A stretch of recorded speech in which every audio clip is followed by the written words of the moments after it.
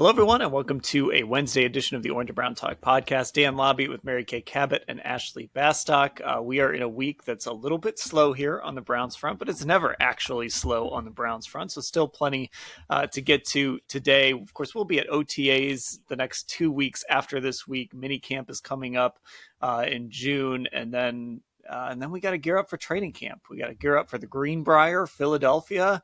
The busy season is coming, but Mary Kay, you just put up a story about the Browns and the new defenders that they've added this year. And I'm just going to read this list because I think it really just lays it all out. You have a paragraph where you list all 13 new defenders, and they are Dalvin Tomlinson, Obo Okoronkwo, Zadarius-Smith, Wand Thornhill, Rodney McLeod, Matthew Adams, Mike Ford, Tristan Hill, Maurice Hurst, Chris Westry, Siaki Ika, Isaiah McGuire, and Cameron Mitchell. Now, obviously, all of those guys to varying degrees will be a part of the defense, some on special teams, some might not make it. But still, Mary Kay, 13 new defenders. When you hear that, when you write about that, I guess what's your thought? Well, first of all, I actually think most of these guys are going to make the team. Maybe not all of them, but most of them have a pretty good chance of making the team. Now, Chris Westry, the latest guy that was added, a cornerback, he's more of a special teams guy and maybe sort of some camp depth. So, he might not be high at the top of the list. But most of these guys are going to come in and either start for the Cleveland Browns this year or play some key backup roles. So I think it's pretty significant. And the point of the story was to sort of figure out how many new starters will the Browns have on defense this year. Now, when you look back to 2021, if you guys remember, there were 9 new starters on defense. I mean, that is just mind-blowing when you think about it. This year, there's not going to be that many. But when you couple the new starters, which there will be at least 4, I believe, when you couple that with a completely new defensive coordinator and a new vibe, I think it's going to be a whole new defense in town in 2023. Ashley, when you hear that list, 13 new defenders, what do you think? I think it just kind of goes to show that the Browns had holes on their defense last year, and they've worked to address them. I mean, most notably for me continues to be the defensive front, right? And it's both your interior defensive line and your edge rushers. And those are the most significant names they've added. So I think that just really hammers home the point. Like, we weren't crazy in thinking like, oh, it's not just Joe Woods' scheme that is the problem for these guys. There are other roster holes and problems with how this team is built. And I think the Browns have done a really nice job of addressing those holes. So let's go through the list. Mary Kay, if you had to pick the guy that is the most important acquisition here, which one would it be at this point?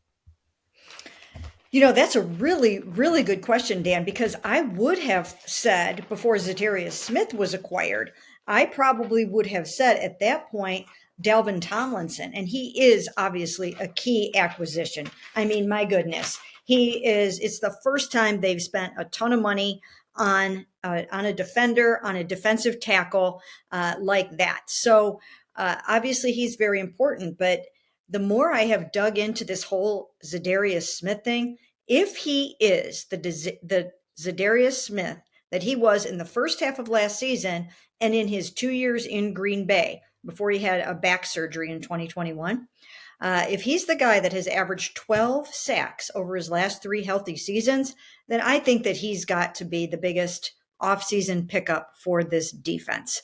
Again, it could be a little recency bias. It just happened, and I've just been really studying up on it a lot. But it just seems to me that could really, make Myles Garrett really pop. It could really help Obo. I think it's probably number 1 on my list right now. Ashley, I would agree. There was a part of me that wanted to make us draft this list, but I would agree. I would have Zadarius-Smith number 1 on my list. You just look at what he still is and what he's capable of, and it's just it's crazy that the Browns were able to add this type of player in May. And I almost feel like we haven't talked enough about it just because of the timing. We did the emergency pod on Friday. We addressed it a little bit in these Hey Mary Kay pods from Monday and Tuesday, but this is, or at least has the potential to be, one of the most significant additions in the entire league if Za'Darius-Smith is the guy we think he is. Yeah, and we love a good fantasy draft on this podcast, but it would be a pretty boring one because I think Mary Kay laid out the case perfectly for why it is Za'Darius-Smith. And the other guy, I was even like, oh, well, if Mary Kay says Za'Darius, I can, for the sake of conversation, make an argument for Dalvin Tomlinson, but she already did that as well. And I think for me, those are the top two, but Za'Darius especially.